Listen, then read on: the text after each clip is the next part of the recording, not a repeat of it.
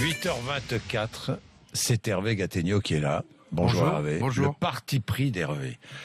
Les députés socialistes ont hier soir réservé un accueil glacial à Emmanuel Macron, séminaire de rentrée, après sa sortie sur le statut des fonctionnaires, qui n'a pas plu évidemment. Manuel Valls a d'une nouvelle fois volé à son secours. Votre parti pris, Emmanuel Macron et les socialistes ne sont pas faits pour s'entendre.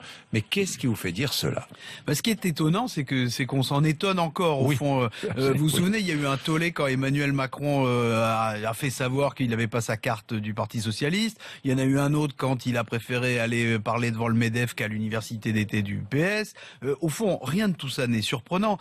Emmanuel Macron assure qu'il a des convictions de gauche, il n'y a absolument aucune raison d'en douter, mais ce qu'on constate, c'est que chacune de ces sorties met systématiquement les socialistes en transe et le gouvernement dans l'embarras. On l'a vu donc sur le statut des fonctionnaires, comme on l'avait vu avant sur la question des 35 heures. Ça se termine toujours de la même façon, dans la confusion, parce que François Hollande et Manuel Valls rectifient les propos d'Emmanuel Macron tout en lui apportant leur soutien. Donc si Emmanuel Macron est censé jouer un rôle d'éclaireur, disons qu'il éclaire pas grand-chose. Oui, d'accord, mais a-t-il toujours tort?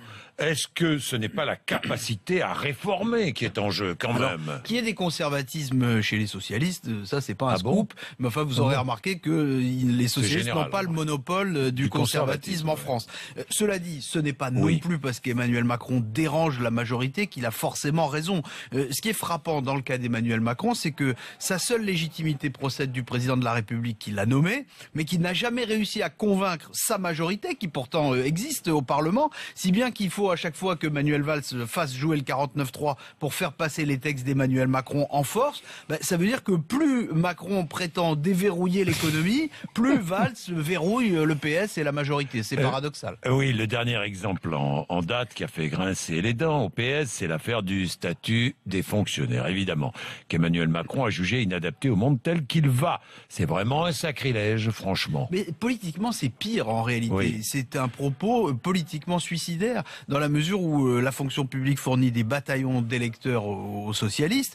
Sur le fond, peut-être qu'Emmanuel Macron pense ça sur la fonction publique. Enfin, je fais observer quand même que lui a travaillé dans une banque d'affaires sans perdre pour autant son statut de haut fonctionnaire, qu'il a toujours. Hein. Il est inspecteur des finances. Alors, il aurait peut-être dû y renoncer pour mieux poser ce débat. Alors, il reste que on ne peut pas prétendre réformer la fonction publique en France comme il a ouvert des lignes d'autocar. Il faut un consensus national pour y arriver. Ça ne peut passer que par une campagne électorale ou éventuellement par un référendum. C'est-à-dire qu'il faut voter. Et surtout, il faut que ça ait un intérêt. Or, à l'heure actuelle, le gouvernement a 3 problèmes. Le chômage, la défiance de son électorat, les divisions de la gauche.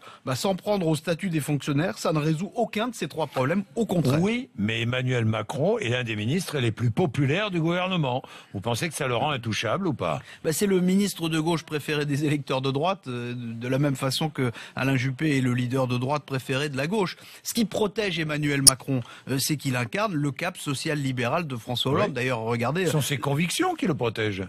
Surtout celles du président de la République, en l'espèce. Parce que là où Arnaud Montebourg était accusé de dissidence et viré pour ça, finalement, on ne reproche à Emmanuel Macron qu'une dissonance, un peu systématique, certes, mais il s'en sort toujours avec des rappels à l'ordre. Alors, ce qu'il incarne, en fait, quand on y réfléchit, Emmanuel Macron, c'est le fantasme du gouvernement des experts. C'est-à-dire ceux qui ne sont pas élus, mais qui savent, et même ceux qui savent mieux que les autres parce qu'ils ne sont pas élus.